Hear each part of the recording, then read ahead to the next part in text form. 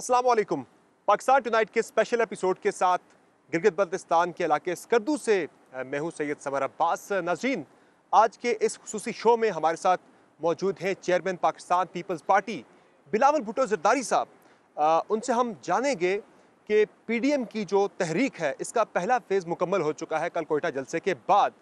तो पहला फेज़ मुकम्मल होने के बाद क्या अपोजिशन की इस तहरीक ने अपने मुकर्ररा अहदाफ हासिल कर लिए हैं और इमरान खान साहब की हुकूमत को रुखसत करना चूँकि पीडीएम का टारगेट है वो कब तक अचीव होगा और कैसे अचीव होगा और उसके बाद वे फॉरवर्ड क्या है। और इसके साथ साथ हम बात करेंगे पीपल्स पार्टी के हवाले से कि जो बयानिया इस वक्त पीडीएम के स्टेज से कुछ जमातें पर्टिकुलरली पीएमएलएन मियां नवाज शरीफ लेके चल रहे हैं, क्या पीपल्स पार्टी इस बयानिया के साथ चल पाएगी आगे चल के।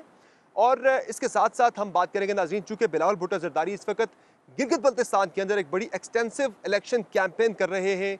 गिलगित बल्तिस्तान के उन छोटे छोटे गांव और अजला में जा रहे हैं जहां आज से पहले कोई नहीं गया। तो इस बारे में भी उनसे जानेंगे कि क्या ऐसी चीज़ है जो उन्हें खींच के गिलगित बल्तिस्तान के छोटे छोटे इलाकों में लेकर गई है। चेयरमैन साहब, बहुत शुक्रिया, आपने अपना कीमती वक्त दिया आज के प्रोग्राम में। सबसे पहले आपकी कल कोयटा जलसे के हवाले से बड़ी स्पेकुलेशंस थी, स्पीच होगी नहीं होगी, और लोगों ने तो यहाँ तक कहना शुरू कर दिया था कि अगर बिलावल भुट्टो ज़रदारी स्पीच नहीं करते तो शायद ये लगेगा कि पीपल्स पार्टी बैकआउट कर गई है। ये कैसा इत्तेहाद है जो आपकी एक स्पीच ना करने पे बिखर जाता, टूट जाता, मुतासर हो जाता? तो समर, आपका बहुत शुक्रिया। आप यहाँ आए हो गिलगित बल्तिस्तान हमारे साथ, और जगह जगह आप हमारे जो इवेंट्स हैं उनको भी ऑब्ज़र्व कर रहे हैं। यहाँ के अवाम के जो जज्बा है, जो जोश है और जो उनका एक्सपेक्टेशंस है कि जो बुनियादी हक हर पाकिस्तानी को मिलता है उनको भी मिलना चाहिए। एक मैं समझता हूँ यहाँ एक स्पेशल जो एक्साइटमेंट है अवाम में, आपके थ्रू, मुख्तलिफ इवेंट्स के थ्रू, नेशनल मीडिया कवरेज के थ्रू हम पहली बार पूरे मुल्क में यहाँ के अवाम के जो मुतालबात है पूरे मुल्क तक पहुँचा रहे हैं। और हम आपकी शो के थ्रू रिक्वेस्ट भी करेंगे कि जो दूसरे जमातें हैं वो भी गिलगित बल्तिस्तान की जो इलेक्शन है वो सीरियसली ले, इस इलेक्शन को ले। गिलगित बल्तिस्तान भी पाकिस्तान का एक बहुत अहम इलाका है और यहाँ के अवाम को ये हक मिलना चाहिए कि सारी जमातों की तरफ से जो उनका मैनिफेस्टो है, जो मंशूर है, वो यहाँ इस इलेक्शन को लड़े। जहाँ तक कल का क्वेटा का जलसा था, तो ये कोई नया बात नहीं है। आपको याद होगा कि जब मैं मेहनत कर रहा था, मुसलसल जिद्दोजहद कर रहा था कि ये एपीसी हो जाए, सारे जमातों के एक पेज पे हम लेकर आएँ, तो इसके लिए भी कहा जाता था कि ना एपीसी होगा तो कोई बातें नहीं होगी। और फिर आपने देखा कि ना सिर्फ एपीसी हुआ, ना सिर्फ हम सब एक डॉक्यूमेंट पे, एक रेजोल्यूशन पे सारे इस मुल्क की जमहूरी जमातें मुत्तफ़िक हैं, मुत्तहिद हैं, मगर हमने ये पीडीएम की तहरीक और ये शुरू भी कर दी। इसके बाद उन्होंने कहा कि गुजरांवाला जलसा में कुछ लोग नहीं पहुंचेंगे, हम सब पहुंचे, इवेंट भी हुआ। उन्होंने कहा कि हम पंजाब में एक शादी हॉल नहीं भरा सकते हैं। हमने पूरा स्टेडियम भरा के उनके इर्द गिर्द की सड़कों को भरा के दिखा दिया कि पंजाब के अवाम क्या चाहते हैं। कराची में हमने बहुत से तारीख़ी जलसे किए हैं। पाकिस्तान पीपल्स पार्टी ने शायद इस मुल्क से सबसे बड़े जलसे देखे हैं। और कराची के तारीख़ में, कराची का 18 अक्टूबर कारसाज के मौके पे जो पीडीएम का जलसा था, ये कराची के तहरीक में से एक बड़ा जलसा था, जहाँ मज़ार कायद के हर तरफ अवाम ही अवाम थे। और कराची के अवाम ने इस्लामाबाद तक सिंध का रेफरेंडम का फ़ैसला भी सुना दिया। फिर क्वेटा के जलसे के लिए भी बहुत से साजिश थे कि ये जलसा नाकाम हो, इसके लिए भी प्रोपेगेंडा था। और आप जानते हो कि गिलगित बल्तिस्तान का मौसम कैसे अगर साथ नहीं देता तो ट्रैवलिंग में कितना मुश्किलात पैदा होते हैं, यहाँ का कनेक्टिविटी के इश्यूज़ क्या है। ये सारे चैलेंजेस के बावजूद हमने एक साफ पैगाम दिया कि पाकिस्तान पीपल्स पार्टी ने ना सिर्फ एमआरडी बनाए मगर एमआरडी से पीछे नहीं हटी, ना सिर्फ एआरडी बनाए मगर एआरडी से पीछे नहीं हटी। और अब अगर हमने एक बहुत बड़ा कदम बहुत बड़ा रोल प्ले किया है पीडीएम को बनाने में, हम पीडीएम से भी पीछे नहीं हटेंगे। अच्छा, अहदाफ जो थे, टारगेट्स थे पहले फेज़ के लिए 3 जलसों में, वो हासिल अचीव कर लिए आपने? और क्या आपको लग रहा है कि आपने बड़ी अचीवमेंट हासिल की है इस पहले 3 जलसों के थ्रू? आई थिंक ये जो हुकूमत का एक प्रोपेगेंडा था कि अवाम उनके साथ है, कि अपोजिशन के पास अवाम नहीं है, वो अपनी ज़ाती मसले के लिए लड़ रहे हैं। तो आई डोंट थिंक कि गुजरांवाला के अवाम इतना तादाद में बाहर निकलेंगे किसी की ज़ाती मसला के लिए। मैं नहीं समझता हूँ कि सिंध के अवाम तारीख़ी तरह इस तरीके से जलसा को कामयाब करवाते किसी का ज़ाती मसला के लिए। बलूचिस्तान का तारीख़ के सबसे बड़ा जलसा कल हुआ था अयूब स्टेडियम में, वो किसी की ज़ाती मसला के लिए नहीं था। हमने पीडीएम ने ये पूरी मुल्क को दिखा दिया, पूरी दुनिया को दिखा दिया कि हमारा जो सिलेक्टेड हुकूमत है वो एक तरफ है और इस मुल्क के अवाम जमहूरी जमातों के साथ है, जमहूरियत के साथ है। और वो एक बहुत इम्पोर्टेंट फेज़ था हमारा इस तहरीक का, मगर ये तो शुरुआत है, अब बहुत आगे जाने पड़ेंगे हमें। अच्छा, वज़ीर-ए-आज़म तो बड़े पुरएतमाद हैं। वो कहते हैं कि इस तरह की जितनी तहरीकें चला लें आप, मेरा कुछ नहीं बिगाड़ सकते, कुछ भी नहीं होने वाला। और शायद उनके कॉन्फिडेंस की वजह यह है कि वो ये कहते भी हैं कि जो इस्टेब्लिशमेंट है वो गवर्नमेंट ऑफ द डे के साथ खड़ी होती है फ़ौज, और आज भी खड़ी है गवर्नमेंट ऑफ द डे के साथ। एक तो मैं नहीं समझता हूँ कि अगर आप ख़ान साहब की जो तकरीरें हैं, जो बयानात हैं, जो इसका एक्शंस है, जो उसके बिहेवियर्स है, वो तो किसी हाउ डू आई घबरा से गए दिस, आपको लगता है कि? हाँ, बड़ा घबराया हुआ लग रहा है। एंड वो इस डर से एक्सट्रीम स्टेटमेंट्स भी दे रहे हैं, इराटिक बिहेवियर भी दिखा रहा है, और ऐसे मुल्क नहीं चलते। जहाँ तक इस्टेब्लिशमेंट की ताल्लुक है, हम तो जानते हैं कि ये हुकूमत आज तक सिर्फ इसलिए कायम है कि ये ज़बरदस्ती इस हुकूमत को, इस सिलेक्टेड हुकूमत को मुल्क पे मुसल्लत कर दिया गया। आप अपोजिशन का तादाद को छोड़े, जो उनके बेचारे इत्तेहादी जमातें हैं, वो ना चाहते हुए भी ज़बरदस्ती उनके साथ खड़े हैं। इस हुकूमत को, इस नालायक, नाअहल, इल्लेजिटिमेट हुकूमत को खड़ा कर रहे हैं, जिसका नुकसान अवाम उठा रहे हैं, जिसका बोझ अवाम उठा रहा है, तारीख़ी गुर्बत की सूरत में, तारीख़ी बेरोज़गारी की सूरत में, तारीख़ी महंगाई की सूरत में। हम नहीं समझते हैं कि हमारे इदारे का कोई सियासी रोल होना चाहिए। ये पाकिस्तान पीपल्स पार्टी के एक कंसिस्टेंट पॉलिसी रहा है, हमारा एक बुनियादी उसूल रहा है, जिसके लिए हम आज से नहीं, 2018 से नहीं, मगर मुसलसल इसके लिए जदोजहद कर रहे हैं। और जैसे मैंने कल का स्पीच में कहा कि ये सारे इदारे हर पाकिस्तानी के इदारे होते हैं, हर पाकिस्तानी, हर किसी एक जमात का नहीं, हर पाकिस्तानी के होते हैं, और हम बर्दाश्त नहीं करेंगे। हम बर्दाश्त नहीं करेंगे कि अगर इमरान खान हमारा अदलिया को, हमारा इलेक्शन कमीशन को, हमारा रेंजर्स को, हमारा पुलिस को, हमारा ISI को, हमारा फ़ौज को टाइगर फोर्स बनाना चाह रहे, तो पीपल्स पार्टी ये बर्दाश्त नहीं कर सकती।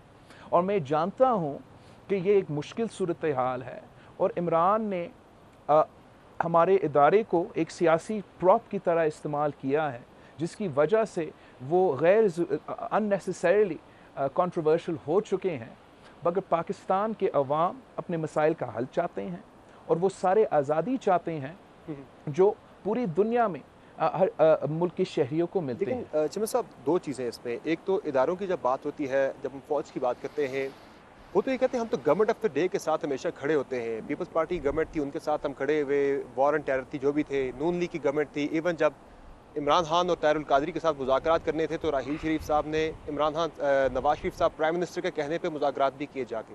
कह रहे आज भी जो इलेक्टेड गवर्नमेंट है, हम तो गवर्नमेंट्स के साथ खड़े होते हैं, गवर्नमेंट ऑफ द डे के साथ खड़े होते हैं, और हमारा काम है। I don't understand this phrase। ये तो ऐसे आप कैसे कह सकते हो कि हम गवर्नमेंट ऑफ द डे के साथ खड़े हैं? आप रियासत के एक हिस्से हो, आप स्टेट के एक हिस्से हो, आपका एक गैर जमहूरी, गैर सियासी रोल है, आप किसी गवर्नमेंट के साथ नहीं होते हैं, आप पाकिस्तान के अवाम के खिदमत करते हो, आप इस मुल्क की सरहदों का दिफा करते हो, आप उनका बजट के साथ नहीं दे सकते हैं, आप उनके कैबिनेट के साथ, उनके पार्लियामेंट के साथ नहीं दे सकते। आपको अपना आईनी रोल प्ले करना चाहिए।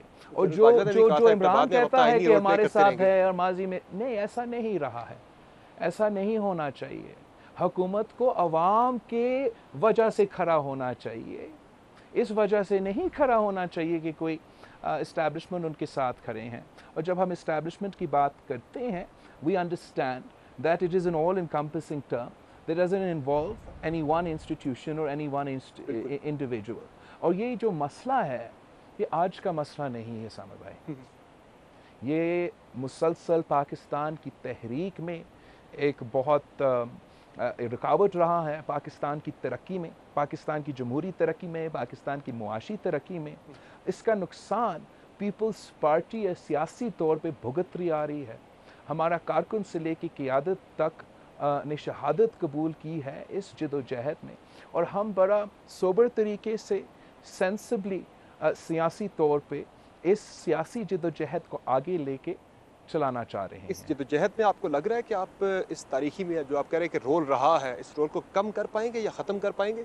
मैं उम्मीद रखता हूँ कि पाकिस्तान एक दिन ऐसे मुल्क बनेगा जो हमारे बाकी दुनिया में आपको नज़र आते हैं, जहाँ हुकूमत अवाम की मर्ज़ी से बनती है, जहाँ हमारा फ़ौज का रोल बैरिक्स, बॉर्डर्स और बैटलफील्ड पे होते हैं, जहाँ हमारा अदलिया का रोल इंसाफ दिलवाने, डैम बनाने नहीं होता है, जहाँ हमारा सियासतदान का रोल कीचड़ उछालना, गाली देना, अपने मुखालफीन को अपनी सियासी मुखालफीन को पॉलिटिकल विक्टिमाइजेशन के तहत जेल में बंद करने, ये तो पुराने, I mean these are ancient times के जब बादशाह होते थे, जब एम्पायर होता था, तो आप अपना मुखालिफ को एक्साइल में बेचते थे, आप किसी को बंद करते थे। अब मॉडर्न ममालिक ऐसे नहीं चलते। सही। मॉडर्न रियासत में हर इदारा अपना काम करता है और सियासतदानों को काम होता है कि अपने ज़ाती अना पे सियासत ना करे, अवाम का मसाइल हल करे। अच्छा चेयरमैन साहब, ये जो आपने टाइगर फोर्स की बात की, आपने कल कोयटा जलसे में खिताब के दौरान भी आपने कहा कि इमरान इदारों को टाइगर फोर्स बनाना चाहते हैं, तो क्या आपको इदारों पे एतमाद नहीं है, ट्रस्ट नहीं है कि इदारे किसी सियासी एजेंडे का हिस्सा नहीं बनेंगे? और ये मैसेज आप इमरान खान साहब को दे रहे हैं या इदारों को दे रहे हैं? मैं मैसेज दोनों इमरान खान साहब को और सारे इदारों को, मैंने किसी एक इदारा का नाम नहीं लिया, सारे इदारे में, और वो ऊपर से लेके जो नीचे उनके जो सबसे स्मॉलेस्ट लेवल पे जो सिपाही हमारा सरहद पे करा है, जो सिपाही दहशतगर्दों से लड़ रहे हैं, ये इनके लिए पैगाम है। कोई फ़ौज में काम नहीं करते हैं किसी का सियासी एजेंडा को आगे लेके जाने के लिए, कोई जज नहीं बनता है किसी का सियासी एजेंडा आगे लेके चलने के लिए। हम जानते हैं कि जो हमारा सिपाही है, जो हमारा सोल्जर है, वो चाहते हैं कि उनके इदारे गैर मुतनाज़ा हो, जो लॉयर्स है, वो जजेस हैं, वो चाहते हैं कि इनका इदारे गैर मुतनाज़ा हो, और जो उनका असल काम है उसको हम सब सराहें, हम सब उसको सलाम पेश करें। अभी सियासी एजेंडे और जो उनके असल मसाइल है, जैसे हमारे सिपाहियों की तनख्वाह है, जैसे हमारा वेटरन्स का जिस तरीके से हम ख्याल रखते हैं, उस पर हम गौर दें। अनफॉर्चुनेटली जो पाकिस्तान की तारीख रहा है, because of the historical role of our establishment, हम इन इश्यूज़ पे वो फोकस दे ही नहीं सकते जो देना चाहिए। इदारे चल रहे हैं सियासी एजेंडे पे?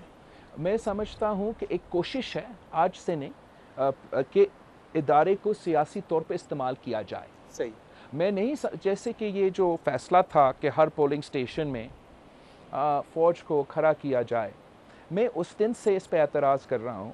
सेनेट पे, नेशनल असेंबली में फ़ौज का तो नहीं था, एक फैसला तो हमारे सियासतदानों का था। हमारे नहीं था, पीपल्स पार्टी की नहीं थी। हाँ, यानी कि हम पीपल्स पार्टी की नहीं थी ना लॉ में। Let me finish my point. मैं तो एज ऑपोजिशन कल उस वक्त भी था, आज भी हूँ, और मैं यही एतराज़ कर रहा था कि इस कदम से आप हमारा फ़ौज को रिगिंग हो या ना हो मुतनाज़ा करवाएंगे।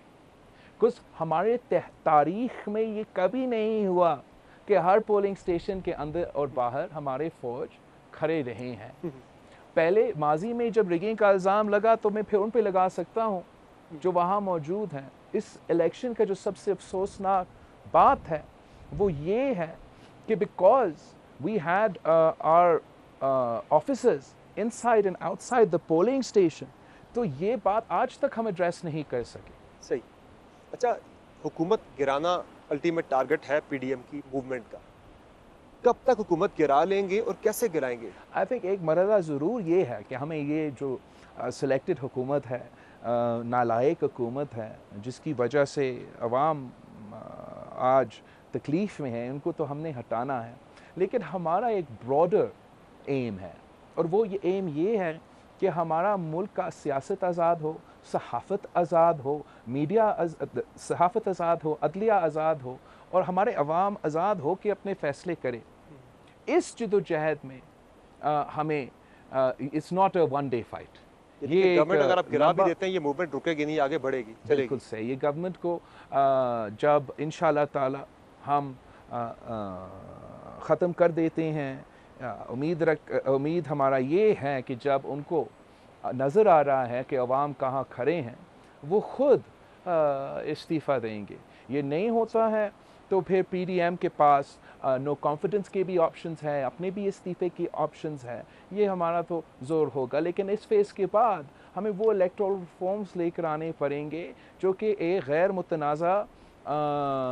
गैर मुतनाज़ा इलेक्शन करवा सकेंगे, और फिर रेकन्सिलिएशन के साथ एक डेमोक्रेटिक ट्रांजिशन हमें देखना पड़ेगा, ओवरसी करना पड़ेगा, जो एक दिन में ये मसले हल तो नहीं करेंगे, मगर slowly and steadily we will evolve towards a functioning, empowered democracy. लेकिन उसके लिए पहला टारगेट है गवर्नमेंट को हटाना या गिराना। जी, उसके लिए कुछ टाइमलाइन आपकी है? टारगेट के इस महीने तक हम हुकूमत को हटा देंगे, गिरा देंगे? जी, हमने तो ऐलान किया है कि हमारे जलसे जुलूस भी है, और इसके बाद हमारा जो लॉन्ग मार्च है वो जनवरी में शुरू होगा। तो उम्मीद है इस्लामाबाद पहुंचने से पहले ये हुकूमत गिर जाएगी। कैसे? मैं समझता हूँ कि शायद ये जो उनके इत्तेहादी हैं तो ज़बरदस्ती उनके साथ आज खड़े हैं, उनके लिए मुश्किल होगा कि ये महंगाई भी उठाए, कि जो बोझ जो है वो ये भी उठाए, द लैक ऑफ डेवलपमेंट का जो कोई काम नहीं हुआ, एक प्रोजेक्ट नहीं हुआ, वो भी बोझ वो उठाए, बेरोज़गारी का बोझ वो उठाए, गुर्बत का बोझ वो उठाए। और जब उनको नज़र आ रहा है कि कराची से लेके इस्लामाबाद तक इस मुल्क के अवाम कि क्या मैसेज है, किस अंदाज़ में, किस तादाद में हमारे साथ है, तो उनके लिए सियासी तौर पे बिल्कुल मुश्किल होगा कि वो इस हुकूमत को प्रॉप अप करे, no matter how much pressure is on them. धरना देना पड़ा, धरना भी देंगे इस्लामाबाद के अंदर? जैसे मैंने कहा, मैं तो उम्मीद रखता हूँ कि हमारा लॉन्ग मार्च जो है इस्लामाबाद पहुँचने से पहले उसका रिजल्ट्स मिलेंगे। धरना का जो माजी में हम चाहते थे, पीपल्स पार्टी चाहती थी, नून लीग चाहती थी कि इस तरीके नहीं, ये तरीका ना अपनाया जाए हुकूमतों के गिराना, मगर मैं समझता हूँ कि जहाँ इमरान ने अपोजिशन के लिए किसी जो भी दूसरा राय रखते हैं उनके लिए हर दरवाज़ा बंद किया है। पार्लियामान को एक रबर स्टैंप तब्दील करने में कोशिश की जा रही है, जहां फाटिफ से लेके बजट तक जो अहम लेजिस्लेशंस होते हैं वो दबाव के तौर पे हेस्ट होके कोई डिबेट के बगैर किए जाते हैं। हम ना वहाँ हम अपनी आवाज़ उठा सकते हैं, हम आपके साथ इंटरव्यूज़ तो देते हैं, मगर आपसे बड़े उम्मीदें भी रखते हैं, लेकिन बाय एंड लार्ज मीडिया जो है वहाँ एक आज़ाद तरीके से ऑपोजिशन का बयानिया आ भी नहीं सकती। वहाँ भी जो डिसेंटिंग वॉइसेस है उनको बंद की जाती है। हम जहाँ हम जाए, वहाँ जहाँ हम अपना भरास निकाले, अपना अवाम के मसाइल पेश करें, हमारा कोशिश यही है ना कि चाहे वो पार्लियामान हो या दूसरा कोई फोरम हो, वहाँ से हम अवाम का मसाइल हल करें। तो वो ऑप्शंस हमारे लिए अवेलेबल नहीं है, तो हम भी जो रिलक्टेंट थे इस किस्म का कदम, धरना का कदम उठाने का, वो अब हम भी मजबूर हो चुके हैं कि इमरान ने इतने गैर सियासी अप्रोच लिया है कि हम भी मजबूर हो चुके हैं कि इस ऑप्शंस पे हम सोच रहे हैं। अच्छा, धरना भी दिया जा सकता है इस्लामाबाद, जितना लंबा हो। पीटीआई ने 126 डेज का दिया था, हुकूमत नहीं गिरा सके थे, धरनों से हुकूमतें नहीं जाया करती। पीटीआई का एक तो धरना नहीं था, वो कठपुतली तमाशा था, अब पूरी पाकिस्तान जानते हैं। अब मैंने सुना है कि मीडिया के एंकर्स भी मान रहे हैं कि कोई बैठे नहीं थे कुर्सियों पे, मगर हमने फिर भी 126 डेज़ के लिए वो चलाए थे। जब इंसानों का समंदर, पाकिस्तान की अवाम का फैसला आपको नज़र आता है, तो आप उनके सामने जुल्म के जबर से उनको खामोश नहीं कर सकते। कितनी बड़ी और तादाद में लोग लेके इस्लामाबाद आएंगे आपने आप? देखा कि शहीद मोहतरमा बेनज़ीर भुट्टो ने लॉन्ग मार्च लीड की थी। जी जी। इस्लामाबाद नहीं पहुंची थी, मगर हुकूमत तो चली गई थी। कितना बड़ा लश्कर आप और लेके आ रहे हैं इस्लामाबाद? सॉरी, आप कितना बड़ा काफिला लेके इस्लामाबाद की तरफ मार्च करेंगे? मैं समझता हूँ कि आपने देखा होगा मौलाना साहब का जो आज़ादी मार्च था, जिसमें पाकिस्तान पीपल्स पार्टी और दूसरी जमातें ने मदद की थी। इस दफ़ा मैं समझता हूँ कि इस मुल्क के जो 11 सियासी जमातें हैं, वो मुल्क मिल के ना सिर्फ इस्लामाबाद में, मगर जगह जगह अपना पूरा तादाद के साथ आएंगे। और हम अपने सियासी कारकुन को अकेला नहीं लेकर आ रहे हैं। आपको नज़र आ रहा होगा कि इस मुल्क के यंग डॉक्टर्स, इस मुल्क के लेडी हेल्थ वर्कर्स, इस मुल्क के हुकूमत के मुलाजमीन, हर तबका, मजदूर, किसान, हर तबका सरापा एहतजाज है। उनका जीना मुश्किल हो गया है। ये तारीखी महंगाई का सामना कर रहे हैं और हुकूमत की तरफ से कोई मदद नहीं मिल रही। तो अगर जमहूरी हुकूमत होता, तो जमहूरी हुकूमतें एहतजाज हो, सियासी एहतजाज हो, सियासी ऑपोजिशन हो, वो बर्दाश्त कर सकते हैं। जितना हम इसको देख रहे हैं, जो उनके तरीक़ाकार है, इससे जमहूरी जद्दोजहद को नहीं रुकाया जा सकता। अच्छा, आपने धरने वाली जो पुरानी पोजीशन है उस पे आप कह रहे हैं कि हम अब वो पोजीशन चेंज कर रहे हैं कि हालात ऐसे बन चुके हैं। मैं कह रहा हूँ कि मेरा ये राय है। मौलाना, जो इसी से मेरा जुड़ा सवाल है, मौलाना फजलुर रहमान के बारे में आपने कहा था अगर उन्होंने मज़हब कार्ड इस्तेमाल किया तो मैं साथ खड़ा नहीं होऊंगा। अब वो कह रहे हैं कि मुझे इस्तेमाल करना पड़ा, मैं वक्त आने पे वो भी इस्तेमाल करूंगा। वो टॉलरेट करेंगे आप? देखो, अब मेरा अपना सियासत है, मेरा अपना मंशूर है। इस्लाम हमारा दीन है, जमहूरियत हमारा सियासत है, इस्लामी मुसावात हमारा मईशत है, ताकत का सरचश्मा अवाम है और शहादत हमारा मंजिल है। मौलाना साहब का अपना मंशूर है, मियाँ साहब की अपना मंशूर है। लेकिन जहाँ तक हमारा वन पॉइंट एजेंडा है, जहाँ हम सब एक है, वो ये है कि हम चाहते हैं कि पाकिस्तान में जमहूरियत बहाल हो। इस जद्दोजहद में मैं अपना तरीके से बात करूँगा, अपना मंशूर लेके जाऊँगा। मौलाना फजल रहमान साहब अपना मंशूर साथ लेके जाएंगे। मैं ना कर सकता हूँ, ना कंट्रोल करने की कोशिश करूँगा जो मौलाना कह रहा है, और ना मौलाना फजल रहमान साहब मेरा कोई बात पे इन्फ्लुएंस कर सकते हैं। इस किस्म का एक्सपेक्टेशंस हम इतना बड़ा इत्तेहाद में ना एक्सपेक्ट करें। तो मियाँ नवाज शरीफ जो बयानियाँ लेके चल रहे हैं फ़ौज के ख़िलाफ़, वो बड़ी सख्त तकारीर कर रहे हैं, गुजरावाला में भी की, कोयटा में भी की। एक बहुत ज़्यादा बात होती है कि पीपल्स पार्टी इस बयानिया के साथ शायद ज़्यादा अरसा ना चल सके। सर, आप क्यों समझते हैं कि पाकिस्तान पीपल्स पार्टी, जिनकी जियाले ने ना सिर्फ हमारे क़यादत, हमारा सियासी कारकुन ने तख्तेदार तक का जुल्म देखा है, शहादतें कबूल किए हैं इसी जद्दोजहद में। हमारे लिए ये 2018 का मसला नहीं है। ये सिर्फ 2018 में जो लोग इन्वॉल्व थे या जो हुआ था उसकी बात नहीं है। ये एक मुसलसल जो हमारे साथ होता आ रहा है। पीपल्स पार्टी के साथ जो 1973 की कॉन्स्टिट्यूशन की बहाली की जद्दोजहद कर रहे थे, ये मुसलसल हमारे साथ हो रहा है। आपने देखा शहीद मोहतरमा बेनज़ीर भुट्टो का 1986 का इस्तकबाल, और फिर किस तरीके से उनके हाथ बांधे गए थे। तो मुसलसल ये देखते आ रहे हैं। हम समझते हैं कि हमें इसका ना सिर्फ एक दिन का मुखालफत करना है, हमने ये मुसलसल मुखालफत करना है। और मैं समझता हूँ कि मैंने एक कंसिस्टेंसी के साथ इस इशू को ये वज़ीर आज़म के बनने से पहले दिन से उठा रहा हूँ। जैसे मैंने पहले कहा, मैं अपने बात अपना तरीके से करूँगा, मौलाना अपना बात अपना तरीके से करेगा, और मियाँ साहब अपनी बात अपना तरीके से करेगा। और जो बात मियाँ साहब कर रहा है वो सबूत के साथ कर रहा होगा। मैं जानता हूँ कि मियाँ साहब एक गैर ज़िम्मेदाराना शख्स नहीं है, वो इंशाल्लाह वो सबूत भी लेकर आएगा। लेकिन जहाँ तक मेरा पॉइंट ऑफ व्यू है, मुझे इसलिए तकलीफ़ होता है, चाहे वो अपोजिशन के सियासी फंक्शंस हो या वो हुकूमत के फंक्शंस हो। आप इमरान खान किस पे स्पीच उठा रहे, वो किसी और का नाम ले रहा है, किसी और का नाम ले रहा है। ऐसा हमारा सियासत नहीं होता। हमारा फौज एक सियासी पिंग पोंग नहीं बना होता। हमारा दूसरे इदारे एक सियासी पिंग पोंग नहीं बना होता। जो बना रहे हैं वो गलत है ना। अगर अगर इदारे अपने ही काम में अपने ही रोल अपना रहे होते और उम्मीद है कि ये इस तरीके से, इसलिए हम नहीं चल सकते हैं इस तरीके से। आपका सारे इदारे, चाहे वो फौज हो, था वो अदलिया, जो भी इस मुल्क के इदारे हो, हमें इनको गैर मुतनाज़ा बनाना पड़ेगा।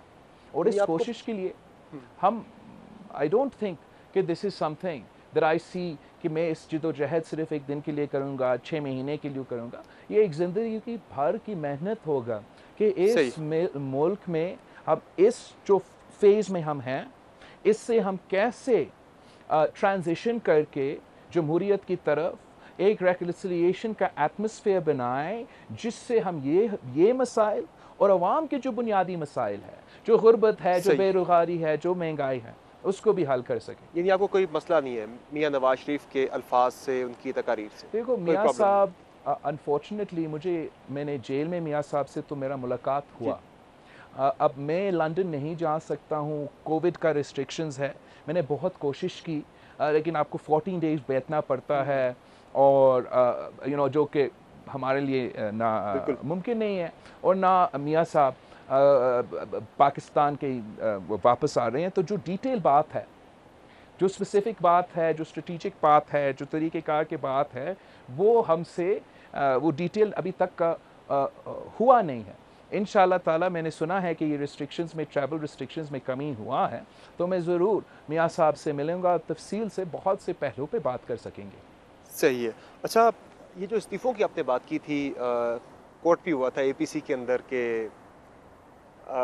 इस्तीफ़े जो पीपल्स पार्टी है वो मियां नवाज शरीफ साहब को जमा कराएगी, वो आके स्पीकर को दे दें। अभी भी वही पोजीशन है या? देखो जैसे धरना भी एक्सट्रीम स्टेप है पीपल्स पार्टी के लिए, ये जो रेजिग्नेशंस की बात है, आप जानते हो शहीद मोहतरमा बेनज़ीर भुट्टो कैसे 1985 का जो पीपल्स पार्टी का फैसला था, हमारे ज़हन में एक ड्रिलिंग की थी कि आपने कभी सियासी पिच नहीं छोड़ना है, कभी पार्लियामेंट्री फोरम नहीं छोड़ना है। और मैं आज भी सोचता हूँ कि शहीद मोहतरमा बेनज़ीर भुट्टो कैसे 17 वोट्स के साथ नेशनल असेंबली में खड़े होके इस मुल्क को और इस मुल्क के अवाम की नुमाइंदगी करती थी। तो आज भी मुश्किल है, आज जो सूरत हाल है वो अलग है। और आज भी मेरे लिए, मेरे पार्टी की सीसी के लिए ये सोचना भी कि पीपल्स पार्टी जो जमहूरियत के लिए और पार्लियामान के लिए हमेशा एक उनकी मौक़िफ़ सामने है, वो भी पार्लियामानी फोरम छोड़े, ये एक बहुत ही एटॉमिक बॉम्ब की तरह हमारा एक्सट्रीम मेजर होगा।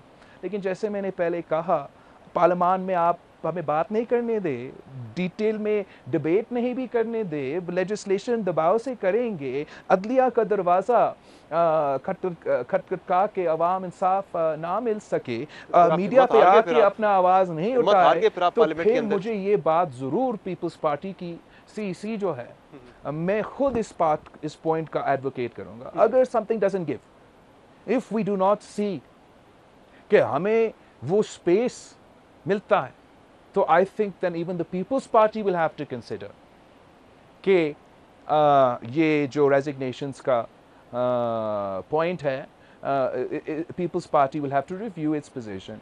हमने साथ साथ जो बाकी जमातों को कहा है, और हमारा पीडीएम का रेजोल्यूशन में वही है जहां रेजिग्नेशंस की बात है, तो मौलाना की इंसिस्टेंस सीधा कि डाला जाए इसमें, वो है नो कॉन्फिडेंस का और पार्लियामानी ऑप्शंस का।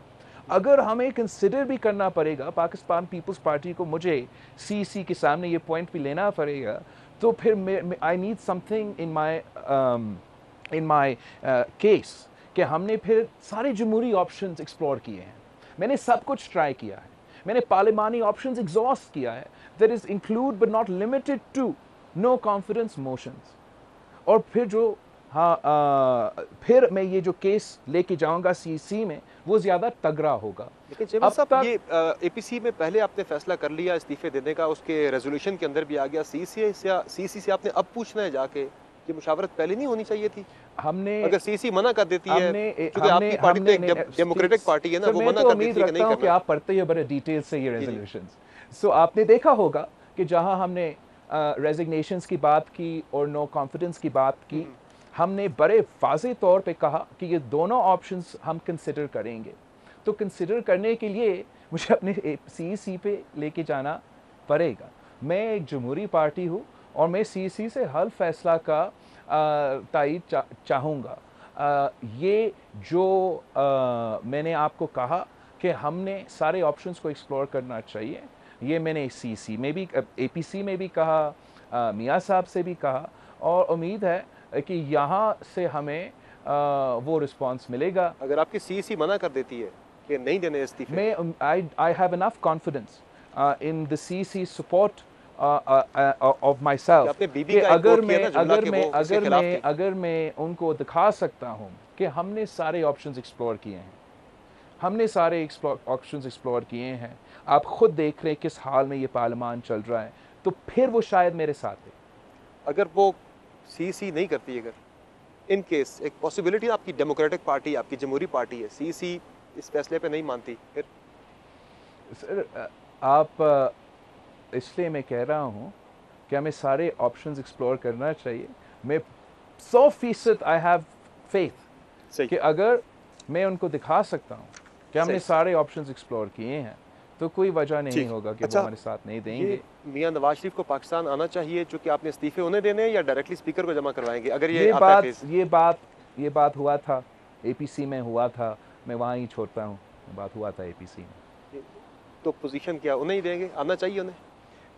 मैं I don't want to now expand सही। On something that we talked in the अच्छा, इस पे एपीसी। ये बताइएगा मुझे कि इस वक्त अब जो आपका आगे वे फॉरवर्ड है, उसमें पीपल्स पार्टी का ज़्यादा जो पोजीशन है, इंसिस्टेंस है कि सिस्टम किसी तरह चले, नो कॉन्फिडेंस मोशन ला के इमरान खान को हटा दिया जाए।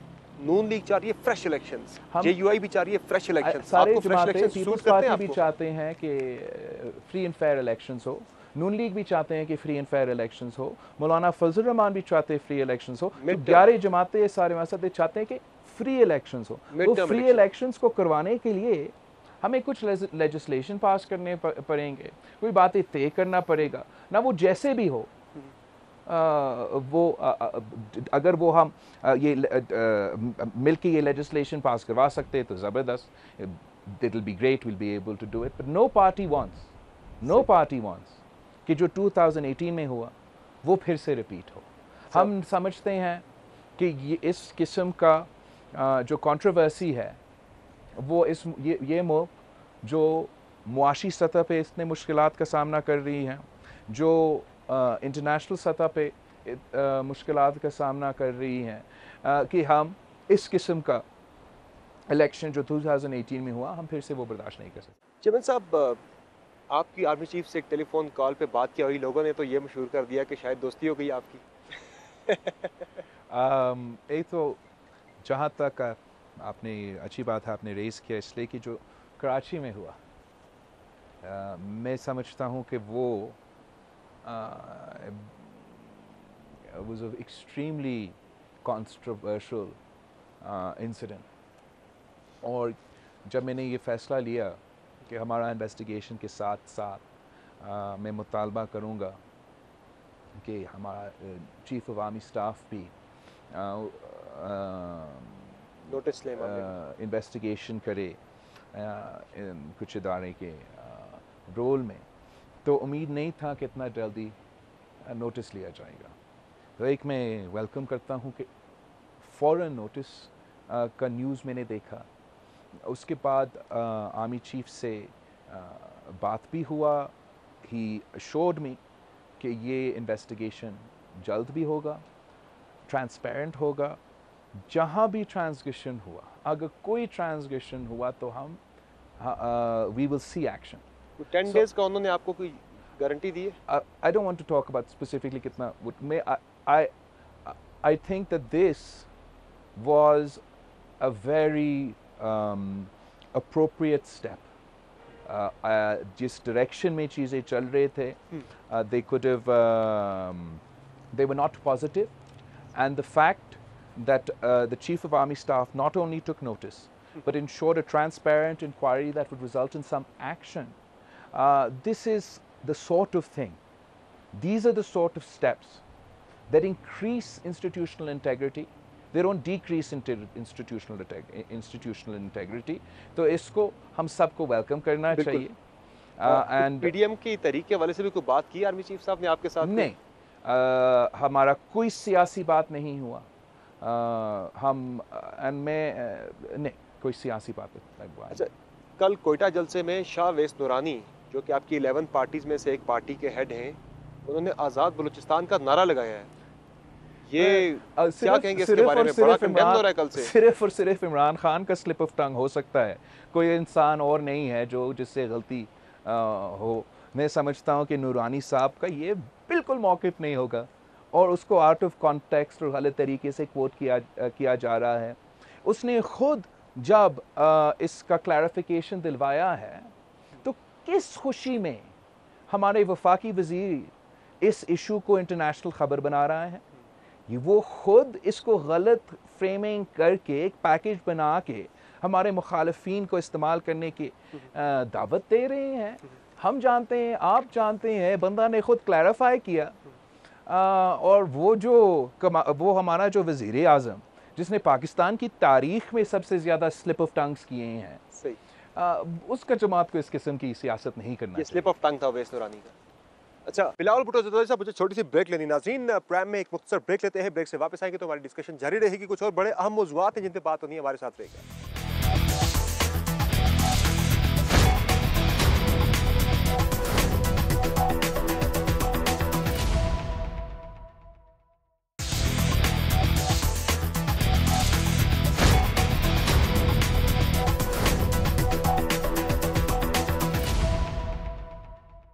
Welcome back to the show. नाज़रीन, हमारे साथ मौजूद हैं चेयरमैन पाकिस्तान पीपल्स पार्टी बिलावल भुट्टो ज़रदारी साहब. कोई पीपल्स पार्टी जब से पीडीएम के अंदर आई है, कोई किसी किस्म का आप पे प्रेशर डाला गया हो इस तहरीक से निकलने के लिए? कोई आपको ऑफ़र कहीं से दी गई हो, कोई मैसेजिंग आपको हुई हो, ऐसा कुछ हुआ है? पीडीएम की तहरीक से नहीं. ये तो पहले दिन से प्रेशर तो मुसलसल मेरे जमात पे, मेरा ख़ानदान पे, मुझ पे ख़ुद तो बिल्कुल है. हम वो बर्दाश्त करते हैं, उनका सामना करते हैं. ये एक जो पीडीएम की तहरीक है, आई थिंक कि जो भी लोग ये समझते हैं कि किसी दबाव की वजह से, प्रोपेगेंडा की वजह से मैं अपने कमिटमेंट से तो पीछे नहीं हट सकता हूँ.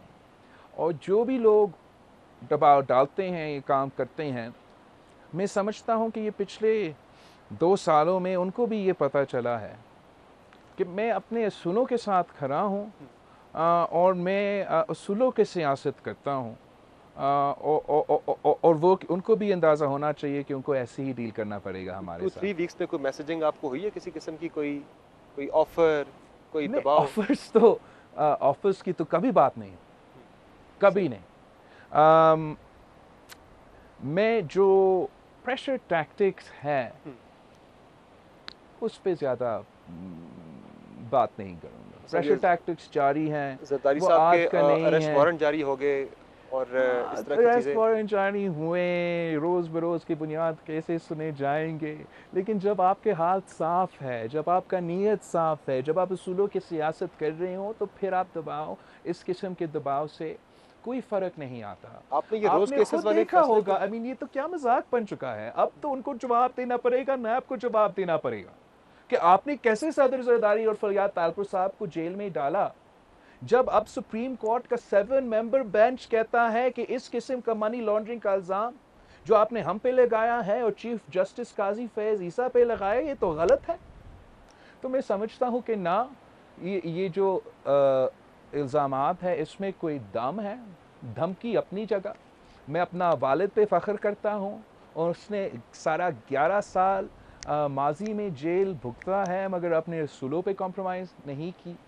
अब भी जिस तरीके से इस जेल को पिंडी में वो रहा, तिबी सहूलियात के बग़ैर, फैसिलिटीज़ के बग़ैर, मगर मुझे एक दफ़ा भी नहीं कहा कि बेटा आपका लहजा में कोई तब्दीली करे, अपना सियासत में कोई तब्दीली करे। हम ऐसा सियासत नहीं करते हैं। अच्छा, ये जो जस्टिस काजी फ़ाइज़ ईसा का फ़ैसला आया, तफसीली फ़ैसला, मौलाना फजलुर रहमान ने कहा कि सदर को, वज़ीर-ए-आज़म को इस्तीफ़ा दे देना चाहिए, छोड़ देना चाहिए।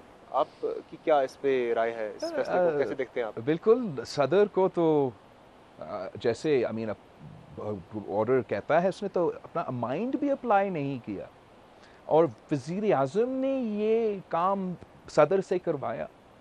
और मैं समझता हूँ कि the judgement doesn't go far enough. एक जज ऑफ द सुप्रीम कोर्ट पे जासूसी हुआ है।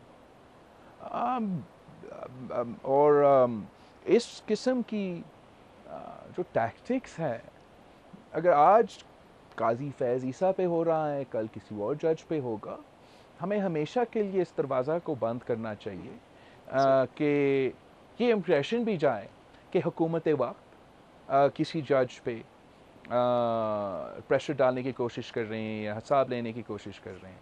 चलो साहब, आप गिलगित बल्तिस्तान में आप यहाँ पे एक्सटेंसिव कैंपेन कर रहे हैं। You are the only leader, national leader, जिन्होंने इतना लंबा 26 डेज़ का आपने यहाँ पे विज़िट है आपका। ऐसी क्या चीज़ है? मैंने देखा छोटे छोटे विलेजेस में गए, चूँकि मैंने भी ट्रैवल किया, आपकी कैंपेन देखी जाके, बहुत छोटे छोटे, जहाँ चंद 100 लोगों की आबादी है, वहाँ तक गए, आप लोगों से मिले जाके एक एक बंदे से। ऐसे ऐसे विलेजेस जिनके नाम कभी सुने भी नहीं थे हमने, सिक्सा हो गया और केरस हो गया, बलगार, ये नाम नेशनल मीडिया पे चल रहे हैं। ऐसा क्या था जो आपको यहाँ खींच के ले आया?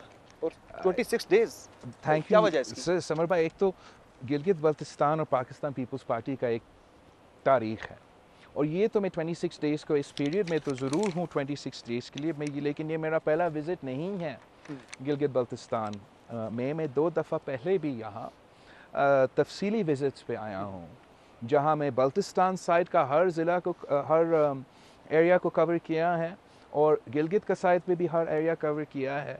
इस दफ़ा मैं ज़्यादा नीचे सतह पे जा रहा हूँ।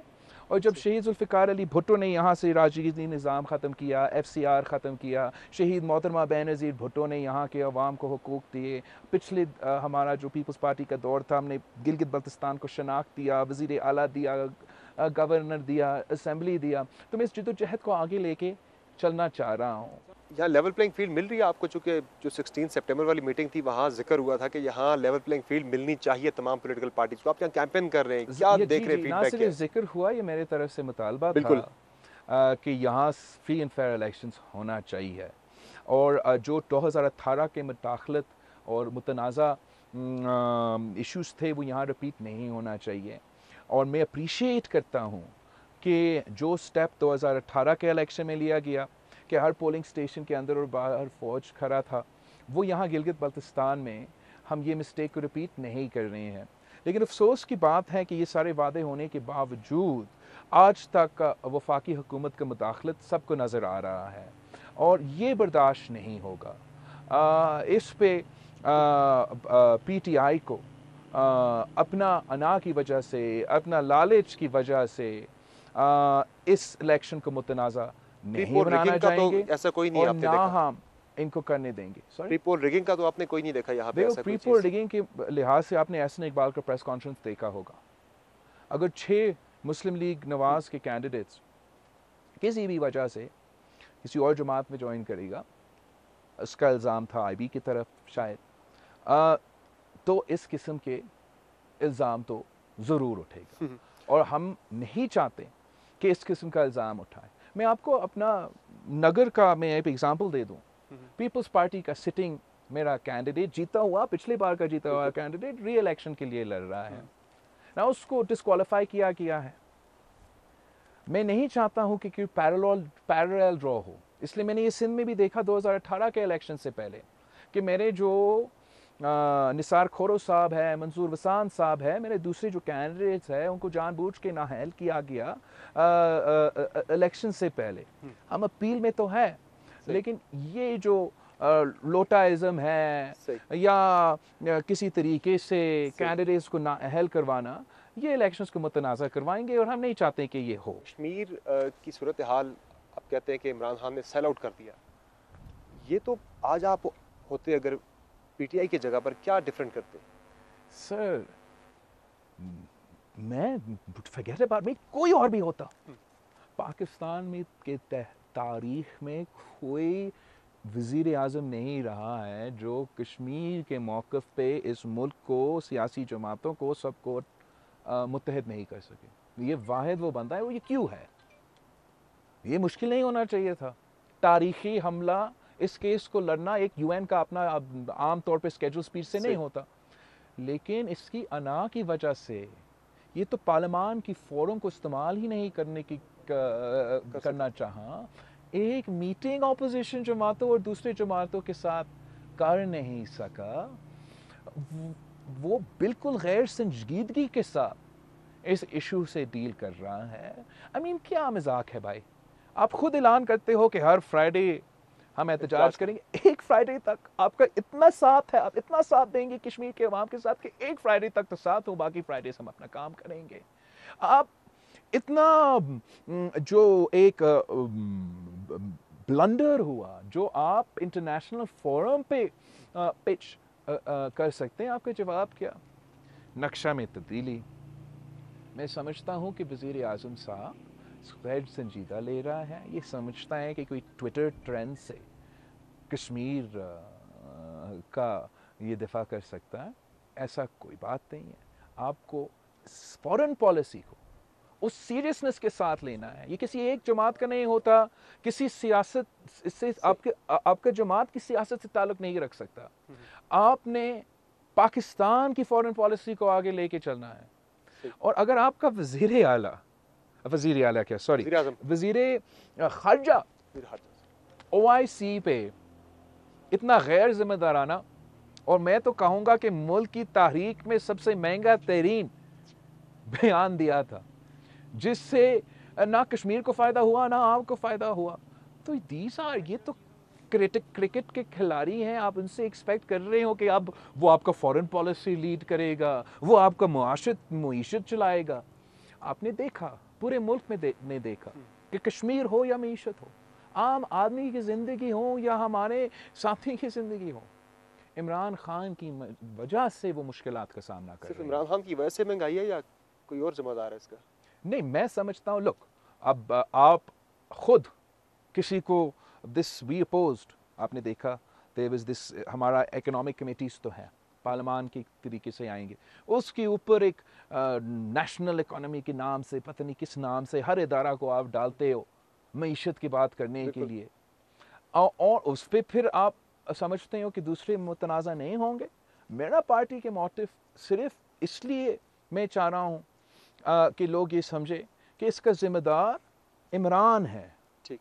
वजह ये है कि एक तो वो कुर्सी पे बैठा है, वो कैबिनेट मीटिंग्स में बैठा है, वो फैसले ले रहे हैं जिसकी वजह से हमने गैस की कीमत में 400% इजाफा देखा है, जिसकी वजह से आम आदमी उनकी पेट्रोल की बिल में, उनकी बिजली की बिल में महंगाई भुगत रही है। ये किसी और की वजह से नहीं हो रहा है। अच्छा, आप पार्टी के चेयरमैन हैं, आपके बारे में PTI बड़ा प्रोपेगेंडा करती है कि जी आप पर्ची की वजह से चेयरमैन बन गए। आप, वो वसीयत में तो आपका नाम नहीं था, वो तो था कि जरदारी साहब जो हैं वो कंटिन्यू करेंगे जब तक CC को फैसला पार्टी डिसाइड नहीं कर लेती। तो CC ने आपको तीसरे दिन मुंतखब किया पार्टी का चेयरमैन। इस पर जवाब फोर्सफुली क्यों नहीं दिया जाता? हर झूठ का जवाब देता तो फिर मैं सिर्फ हर दिन झूठ का जवाब ही दे रहा होता। अपने अवाम के मसाइल को आगे लेके चलना है। मैं समझता हूँ कि बड़ी सीधी सी बात है, सबके सामने शहीद मोहतरमा बेनज़ीर भुट्टो की जो आखिरी ख़त था वो सामने है, सब पढ़ सकते हैं, मेरा कोई ज़िक्र ही नहीं है उस पर। मेरा पार्टी का जो CC का उस दिन का फ़ैसला था, या जो इलेक्शन कमीशन के मुताबिक हमें पार्टी के इलेक्शंस करने पड़ते हैं, उसके मुताबिक हमें ये ज़िम्मेदारी सौंपी गई है। अब मेरे जो इलेक्ट्रेट है, मेरे जो वर्कर्स हैं, मेरे जो रुमाद हैं, आप उनसे पूछे वो कौन चाहते हैं। वो अगर कहते हैं कि बिलावल भुट्टो ज़रदारी, तो मैं ये ज़िम्मेदारी आगे लेके चलूँगा। अगर वो कहते हैं कोई और, तो मैं मानूंगा और उनको सपोर्ट करूँगा। लेकिन ये सवाल ज़रूर पूछना चाहिए, अवाम को पूछना चाहिए कि इमरान सियासत में कैसा है, किसने उसकी उंगली पकड़ के सियासत में लेकर आया, उससे फिलैंथ्रोपिक वर्क करवाया, उसका प्रोपेगेंडा किया। ये स्क्रिप्ट पुराना स्क्रिप्ट है, ये सिर्फ 2018 से नहीं चल रहा है। हमें पता है कि क्या रोल था जब 2008 से लेके 2013 तक पीपल्स पार्टी की हुकूमत थी। अगर हम इस किस्म के बयानबाजी शुरू करें तो ये अपना मुंह दिखाने के काबिल नहीं रहेगा। Thank you so much Bilawal Zardari sahab, आपने अपना कीमती वक्त। नाज़रीन, आपने थैंक यू तफसीली समर भाई। गुफ्तगू मुलाहिज़ा की चेयरमैन पाकिस्तान पीपल्स पार्टी बिलावल भुट्टो ज़रदारी साहब की। काफ़ी अहम मौज़ूआत पे बात हुई। बहुत सारे मौज़ूआत ऐसे हैं जिनका हम इस इंटरव्यू के अंदर अहाता नहीं कर सके। फिर दोबारा कोई नशिस्त रखेंगे, उसमें मज़ीद मौज़ूआत पे बात करेंगे। आज के शो में इतना इजाज़त दीजिए। अल्लाह हाफ़िज़।